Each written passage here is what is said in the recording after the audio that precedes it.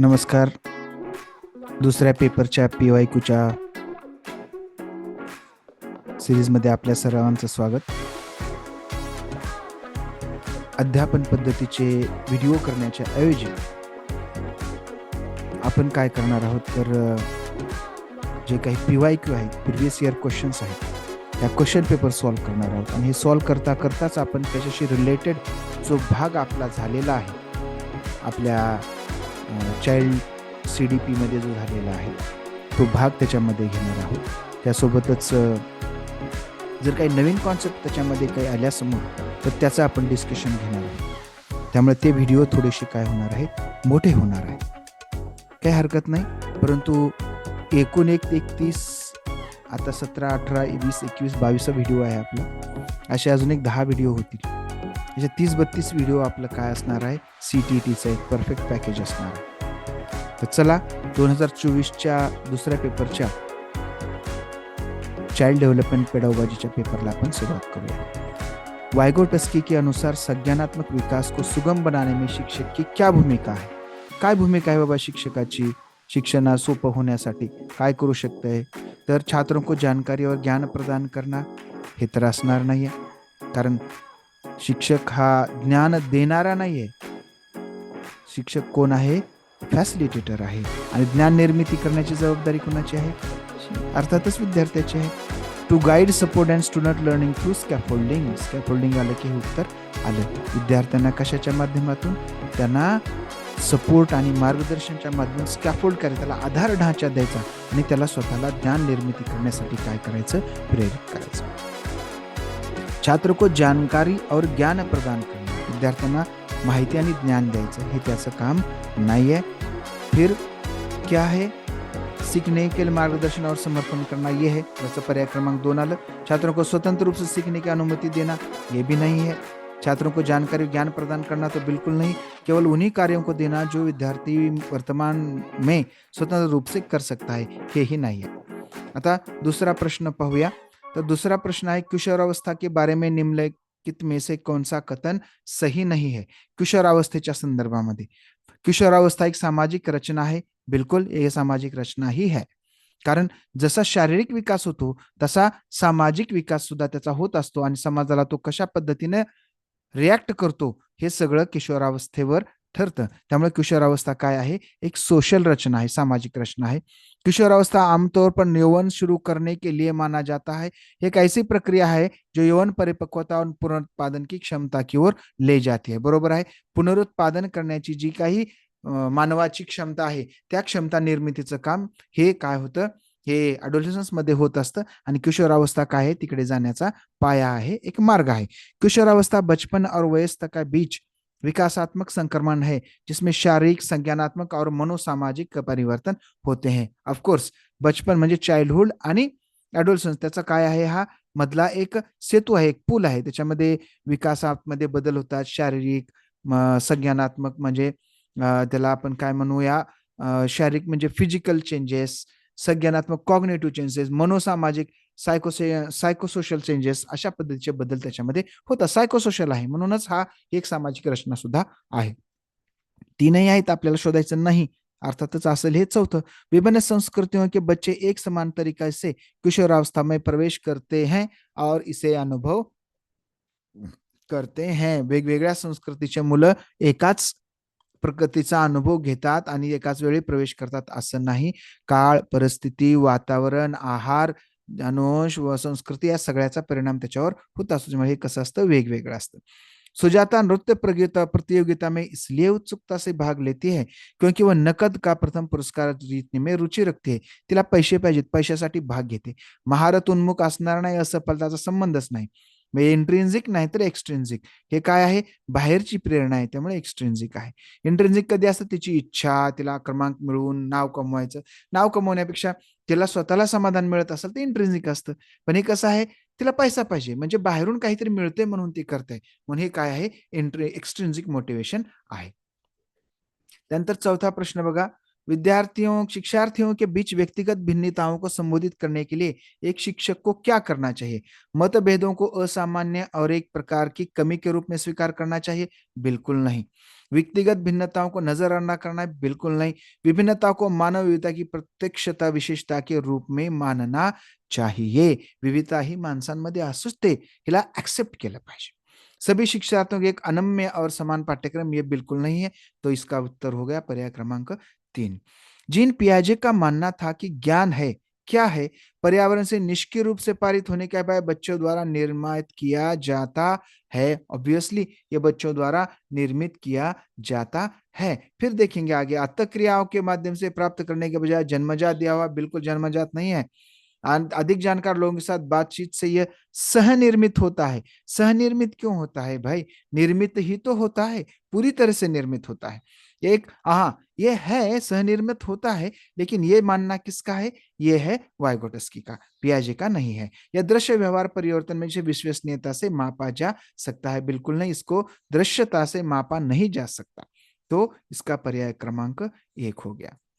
फिर सिक्स्थ, एक प्रगतिशील कक्षा में आकलन यानी असेसमेंट कैसा होता है? गतिशील होता है, बिल्कुल डायनामिक होता है. उसमें बहुत सी चीजें समाविष्ट होती हैं.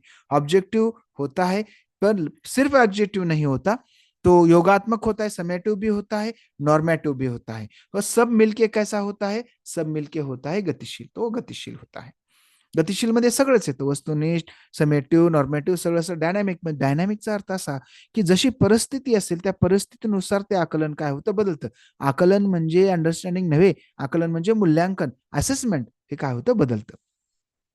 निम्नलिखित में से कौन सी प्रक्रिया वातावरण से प्राप्त जानकारी के अर्थ निर्माण और उसे स्मृति में आगे संग्रहित करने के लिए आवश्यक है? काय आहे? कोणती प्रक्रिया? ध्यान देणं, अर्थातच अटेन्शन द्यावं लागेल. अटेन्शन केलं तरच आपल्याला या सगळ्या गोष्टी काय होतील? समजतील. अन्यथा आपल्याला ह्या गोष्टी समजणार नाहीत. ओके, तर अटेन्शन द्यावं लागणार आहे त्याला, म्हणजे हे उत्तर त्याचं असणार आहे. पण डिके क्षय होणार काही संबंध आहे का? स्मृतीमध्ये संग्रहित ठेवायचं नाही. भूलना तर असणारच नाही. हा, पुनर्प्राप्ती कधी कशाला म्हणतात? तुम्ही एकदा डोक्यात तुमच्या मेंदूमध्ये ते भरलं, तुमच्या स्मृतीमध्ये गेलं आणि मग तुम्हाला पुन्हा आठवायचंय, तर त्याला रिट्रीवल म्हणतात. पण मेंदूमध्ये घेण्यासाठी काय लागतं?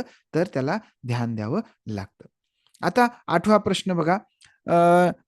किती प्रश्न झाले? हाँ, 7 झाले. 8वां प्रश्न, निम्नलिखित में से कौन सा एक ऐसे प्रश्न का उदाहरण है जिसमें छात्रों को जानकारी का विश्लेषण करने की आवश्यकता होती है? विश्लेषणाची आवश्यकता कशाला? टू किल अ मॉकिंग उपन्यास का कथानक, मेमरी बेस, आठवून सांगायचे. टू किल अ मॉकिंग उपन्यास का विषय, आठवून सांगायचे. टू किल अ मॉकिंग प्रतीकवाद का कैसे उपयोग करते हैं? इथे काय करावं लागेल? विश्लेषण करावं लागणार आहे. म्हणजे पर्याय क्रमांक 3. टू किल अ मॉकिंग का नायक कोण आहे? पुन्हा हे मेमरी बेस. इथे अनालिसिस करण्याची गरज आहे का? नाही. शिक्षकों को निरंतर अपने स्वयं में के रूढ़िवादिता और पूर्वग्रहों पर चिंतन करना चाहिए. बिलकुल, आपण जे काही गैरसमज करून घेतले, गैरसमज करून घेतले, त्याच्यावर आपण नेहमी विचार केला पाहिजे. सांस्कृतिक रूप से उत्तरदायी शिक्षण का अर्थ आहे की शिक्षक चिंतनशील हो. अर्थात हेही बरोबर आहे. म्हणजे ए आणि आर का कसं आहे? दोन्हीही बरोबर आहे. आणि अर्थातच आर काय करतं? एची योग्य व्याख्या करतं. 10वां प्रश्न, कोहलबर्ग के नैतिक विकास के सिद्धांत को कॅरोल गिलिगन म्हणलं की नारीवादी दृष्टिकोन. तिनं स्त्री म्हणून कोहलबर्गनं स्त्रियांवर अन्याय केला असं मत मांडलं. तिने व्यवस्थित म्हटलं की स्त्रीचा जो काही व्यवस्थित नैतिक विकासाचा जो काही भाग आहे तो कोहलबर्गनं व्यवस्थित घेतला नाही, म्हणून तिनं तिचं स्वतःच एक वेगळी थेरी दिली. तर ती ओळखली जाते तिच्या स्त्रीवादी दृष्टिकोनासाठी, फेमिनिस्ट पर्स्पेक्टिव्हसाठी. त्यामुळे बाकीचं इथलं सगळं हे काय आहे? बिनकामाचा है. वास्तविक जीवन में समस्याओं को मूर्त अनुभवों से सीखने से बच्चों को अधिगम और जानकारी प्राप्त करने के लिए कई रास्ते मिलते हैं. बरोबर आहे. त्या म्हणजे वास्तविक जीवनातला जो काही अनुभव असतो, हा अनुभव जेव्हा मुलं घेतील तेव्हा त्यांना खऱ्या जीवनातले प्रॉब्लेम सोडवण्यासाठी काय होतं? त्यांना खरोखर योग्य मार्गदर्शन मिळतं. विकास अपेक्षाकृत व्यवस्थित और अनुक्रमिक है. बरोबर आहे, व्यवस्थित आणि अनुक्रमिक आहे. पण ह्याच्यामुळं हे आहे असं नाही. म्हणजे ए आणि आर दोन्ही बरोबर आहे आणि याची सही व्याख्या आर करत नाही. तर दुसरं बघा, पुढचा प्रश्न 12वा प्रश्न बघा. डिस्लेक्सिया अपठन, अपठन म्हणले की वाचन, वाचन म्हणले की प्रतीक और चिन्हों को जोड़ना की क्षमता को प्रभावित करती है. अर्थातच आपल्याला हेही माहिती आहे की न्यूरोलॉजिकल लिंकचा प्रॉब्लेम आहे, साऊंडचा प्रॉब्लेम आहे, त्यामुळे पर्याय क्रमांक 2 येणार. भावनात्मक चित्र बनाने हे जे अति भावनिक मुलं असतात तसं असतं, त्यांचं असतं ते. शारीरिक साथियों के साथ समाजीकरण जे आहे, फिजिओलॉजिकल, सोशिओलॉजिकल विथ पियर्स, हे येणार नाही आणि त्यामुळं बाकीचे संवेदी त्याचाही काही विषय इथं असणार नाही. तर 13वा प्रश्न, एक माध्यमिक स्कूल शिक्षक छात्रों को संकल्पनाओं के वास्तविक दुनिया के अनुप्रयोगों के बीच संबंध बनाने में मदद करके सार्थक सीखने में सक्षम बनाना चाहता है. निम्नलिखित में से कौन सी गतिविधि उपयुक्त रणनीती होगी. म्हणजे मदत करायची आहे, मदत करायची तर त्याला काय म्हणतात, स्कॅफोल्डिंग म्हणतात. बघू काय केलंय. Let the students memorise terms and definition, लक्ष द्या, पाठ करायला सांगायचं का नाही. Let student complete worksheet, worksheet complete करायला सांगायचं का, वर्कशीट कंप्लीट कर बाबा तू एवढं, हे सांगितल्यानंतर मग अर्थपूर्ण रीतीने त्याचा योग्य शिक्षण होणार आहे का, होणार आहे का नाही. त्याच्यानंतर let the students learn by method of stimulus response, stimulus response आता आउटडेटेड सिस्टम आहे त्याच्यामुळे नाही का नाही. Let a students research on a current issue in a small group and present their finding, म्हणजे आपल्या वर्तमान मुद्द्यावर शोध करायचा आणि त्याचा निष्कर्ष सादरीकरण करायचं, म्हणजेच हे संशोधनात्मक अधिगम है, शोधात्मक अधिगम है. 14वां प्रश्न, कोहलबर्ग के नैतिक विकास की किस अवस्था में बच्चों का तर्क, कानून, नैतिकता के इर्द गिर्द घूमता है. हेट्रोनिमस मॉरॅलिटी, ऑटोनॉमस मॉरॅलिटी याचा काही संबंध नाही. कोहलबर्ग म्हणले की प्री कन्व्हेन्शनल आणि कन्व्हेन्शनल, आणि तो काय करतो, नैतिकतेच्या आसपास घुमतो, म्हणजेच काय असणार आहे, तो कन्व्हेन्शनल असणार आहे. म्हणजे प्री कन्व्हेन्शनल मध्ये तो काय असतो, त्याच्या गरजेवर असतो. आता इथं कायदा बनवून लोक काय म्हणतात, गुड बॉय गुड गर्ल, किंवा लोक सगळे काय करतात ते बघून जे करतो तो कन्व्हेन्शनल असतं. त्यानंतर 15वा प्रश्न बघा, which of the following does not exemplify an inclusive classroom. Inclusive classroom कोणती नाही.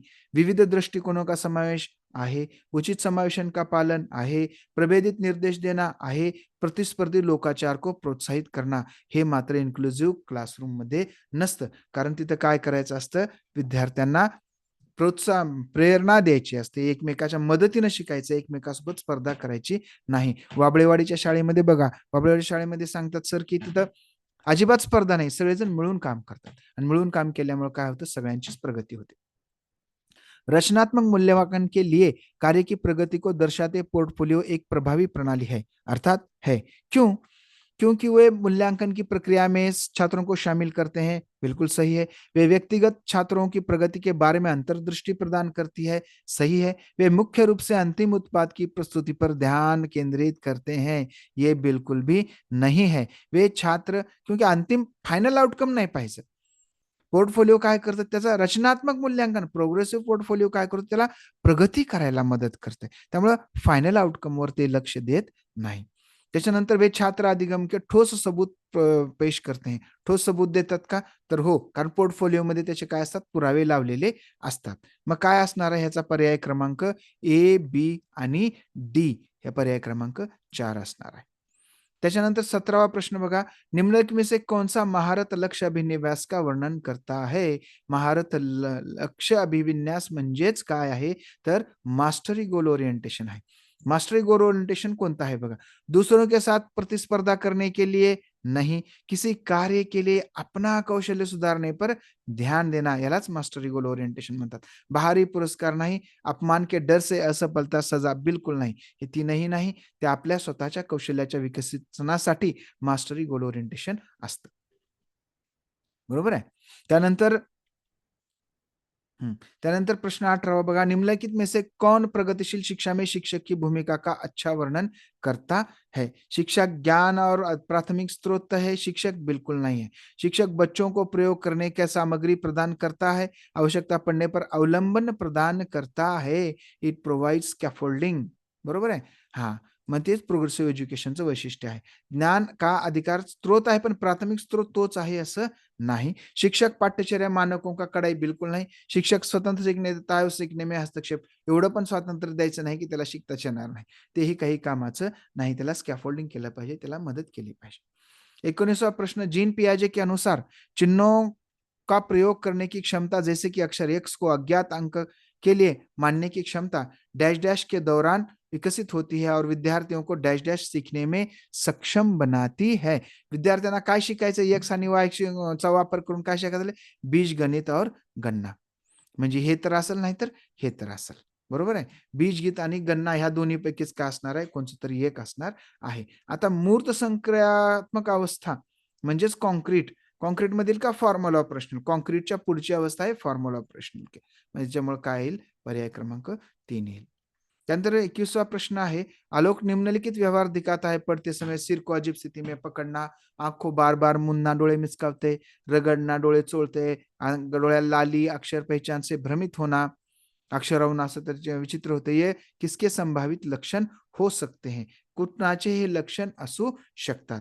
तर बघा, दृष्टी संबंधी समस्या जर असतील, बरं, स्वलिनता विकार तर नाहीच आहे. ऑटिझम म्हणजे रिपिटेशन असते आणि कम्युनिकेशन डिसऑर्डर म्हणजे कॉन्टॅक्टला, एकमेकाला संपर्काचा, हे दोन्ही असणार नाही. आता दोन असू शकते, व्हिज्युअल प्रॉब्लेम असू शकते आणि भाषा की समझ की समस्या. आता आंखों की लाली और सूजन क्यों है, की आता त्याला असं असं वाटतं की त्याला लक्षात येत नाही म्हणून तो डोळे चोळून काय करतो, जास्त बघण्याचा प्रयत्न करतो. पण अक्षर पहचान से भ्रमित होणं याच्यावरून लक्षात येते की त्याला काय कळत नाहीये, भाषा समजत नाहीये. त्यामुळे याचा पर्याय क्रमांक 2 हे उत्तर असेल.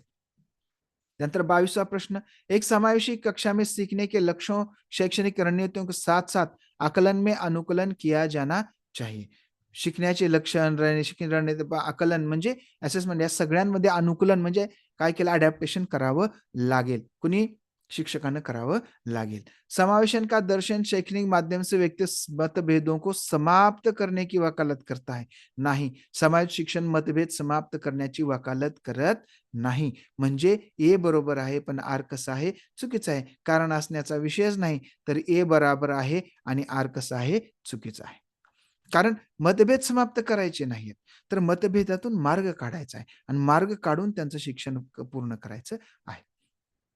ले वाइगोटस्की के अनुसार बच्चे डैश डैश के साथ अंतरक्रिया के अनुभव से लाभान्वित होते हैं और उन कार्यों को कर पाते हैं. अधिक जानकार अन्य 1 किंवा 2 पासून. कारण आंतरक्रियात्मक होते ना हे सगळं, त्यामुळे 1 किंवा 2 पासून असणार आहे. और उसके विकासा क्षेत्र झोन ऑफ प्रॉक्सिमल डेव्हलपमेंट कुठं आहे, त्याच्या आतमध्येच आहे. म्हणजे याचं उत्तर काय असणार आहे, याचं उत्तर असणार आहे पर्याय क्रमांक 1 असणार आहे. कारण झेडपीडी कुठं आहे, त्याच्या आतमध्येच आहे. हे पर्याय क्रमांक 1 त्याचं उत्तर आहे. त्यानंतर 24वां प्रश्न बघा, एक शिक्षका ने नोटिस किया कि उसका छात्र अत्यधिक विचलित है और कक्षा के दौरान ध्यान देने में परेशानी होती है.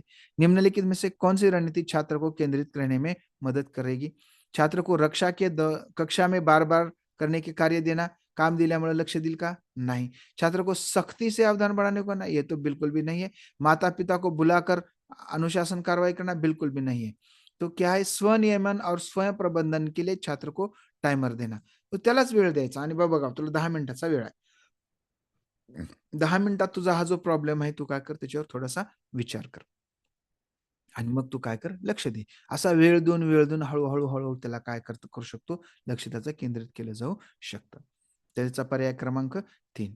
25वां प्रश्न है, छात्रों के अच्छा प्रदर्शन करने और स्कूल में बने रहने की अधिक संभावना है यदि उनको आपके अपने स्कूल से भावनात्मक लगाव है और वे मानते हैं की स्कूल उनको मायने रखता है. बरोबर आहे. शिक्षक विद्यार्थ्यांना शिकावं जर असं आपल्याला वाटत असेल ना, तर त्याला ही शाळा आपली वाटली पाहिजे आणि आपण शाळेला महत्वाचे आहोत असं त्याला वाटलं पाहिजे. कारण भावनाएं सीखने में महत्वपूर्ण भूमिका निभाती है. अर्थातच याचाच आपण कॉग्निशन इमोशन नावाचा व्हिडिओ केलेला आहे आणि मग अर्थातच याचा पर्याय क्रमांक 1 असणार आहे, जो काय सांगतो, दोनों सही है और आर क्या करता है, एक की सही व्याख्या करता है. 26वां प्रश्न, निम्नलिखित में से कौन सा संरचनावादी अधिगम सिद्धांत का मूल सिद्धांत है. कंस्ट्रक्टिव्ह क्लासरूमचा मूळ सिद्धांत काय आहे, बघू. शिक्षक छात्रों को प्रत्येक निर्देश और स्पष्ट मार्गदर्शन प्रदान करना, ये तो बिल्कुल नहीं, आउटडेटेड है, ये नहीं है. अधिगम तब होता है जब छात्रों को प्रतिपुष्टि मिलते हैं, हाँ ये सही है. छात्र अपने पर्यावरण के साथ सक्रिय संलग्नता के माध्यम से ज्ञान का निर्माण करते हैं, ये बिल्कुल भी करेक्ट है. अधिगम मुख्य रूप से निष्क्रिय, बिल्कुल नहीं है. आता देखो, आता बघा, 2 आणि 3 आपल्याला बरोबर वाटतंय. 3 जास्त बरोबर वाटतंय. 2 का नाही, 2 का बरोबर नाही. दोन्ही बरोबर आहे. परंतु संरचनावादाचा मूलभूत सिद्धांत तो नाही. मूलभूत सिद्धांत कोणता आहे? हा आहे की विद्यार्थी काय आहे? ज्ञानाचा रचयिता आहे. तो स्वतः ज्ञान निर्माण करतो. आता 27वां प्रश्न बघा. एक बच्चा कार्य करने में जितना सक्षम होता है, शिक्षकों को उतने अधिक संकेत व इशारे देने चाहिए. कम सक्षम होता है और जैसे-जैसे बच्चा अधिक कर सकता है, शिक्षक को कम से कम मदत करनी चाहिए. अर्थातच ज्याला जास्त मदतीची गरज आहे, त्याला जास्त मदत करायला लागेल. ज्याला जास्त मदतीची गरज नाही, त्याला जास्त मदत करण्याची गरज नाही. बरोबर आहे. बुद्धि लब्धि की गणना को सटीक रूप से नहीं मापा जा सकता. एकदम करेक्ट माप पॉइंटमध्ये किंवा अशामध्ये काढलं जात नाही. त्याची काय असते? एक रेंज असते. जसं की 110 ते 120, 120 ते 130, 130 ते 140, 140च्या पुढं, 140च्या पुढे गेला की आपण त्याला काय म्हणतो, की एकदम कुशाग्र नाही, याला काय म्हणतात जिनियस, जिनियस म्हणतो. तर ही रेंज आहे. त्यामुळे एकदम करेक्ट मापलं जात नाही. त्याच्यामुळं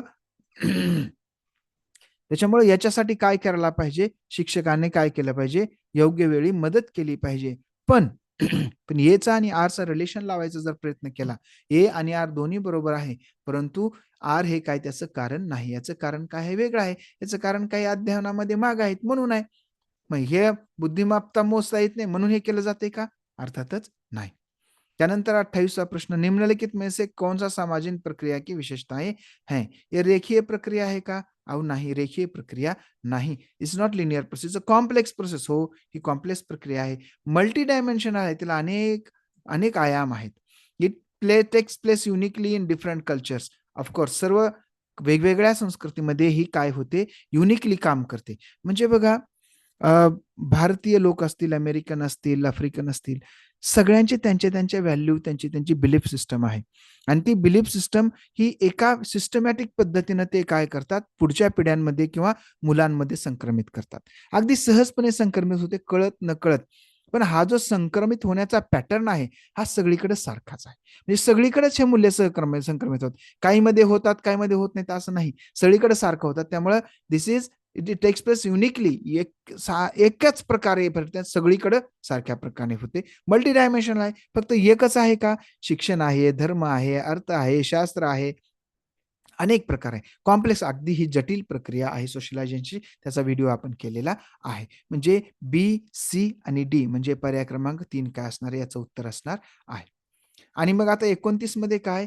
यह कोई उद्देशात्मक निश्चित क्षण नहीं होता जब बच्चा मध्य बाल्यावस्था किशोरावस्था में प्रवेश करता है. त्याची काय तारीख असते का? आज बाल्यावस्था संपली बाबा, इथून पुढे आता किशोरावस्था सुरू झाली, अशी डेट वगैरे असं काहीच नसतं. विकास प्रकृती में निरंतर होते रहता है आणि विकास सातत्यानं सुरू असतो अर्थातच. आणि त्यामुळेच त्यामुळेच आज विकास बंद झाला आणि उद्या सुरू झाला असं होत नाही. म्हणून आर काय आहे? याचं कारण आहे आणि ए आणि आर कसं आहे? दोन्हीही बरोबर आहे. आणि आजचा शेवटचा प्रश्न, 30वां प्रश्न. एक प्रारंभिक विद्यालय छात्र के शैक्षणिक आत्मसंप्रदाय के विकास को दृढ़ता से प्रभावित कर सकता है. कशा पद्धतीनं? Elementary school teacher can strongly influence student development of academic self concept. Academic self concept develop करण्यासाठी काय कसं करू शकते? सभी विद्यार्थियों से बहुत कम अपेक्षाएं रखना. छात्रों में स्वायत्ता और पहल को दंडित करना. बिलकुल नाही. उलट स्वायत्ता आणि पहलला त्यांना पुरस्कृत केलं पाहिजे आणि पुढचा पर्याय तोच आहे. स्वायत्ता और पहल को पुरस्कृत करना चाहिए, जिससे स्टूडेंट्स का जो एकेडमिक सेल्फ कॉन्सेप्ट है वो अच्छी तरह से डेवलप हो. और विशेष छात्रों से बहुत कम उम्मीदें रखना, ऐसा भी ये भी क्या है? गलत है. तो हमारा आज का ये जो सेशन था, इसमें हमने पेपर 2 का सीडीपी का पेपर हमने लिया था. आणि मी सर्व पेपर पाहिले, फारसा फरक नाही. काठिण्य पातळीमध्येही काही फरक नाही. त्यामुळे आपण आता आज हे सीपीडीचे, सीडीपीचे जे काही पेपर आहेत या ठिकाणी थांबवणार आहोत. यापुढे आपण काय करणार आहोत? सीडीपी घेण्याच्या ऐवजी आपण उद्यापासून गणिताचे पेपर घेणार आहोत. 4 पेपर गणिताचे घेऊया.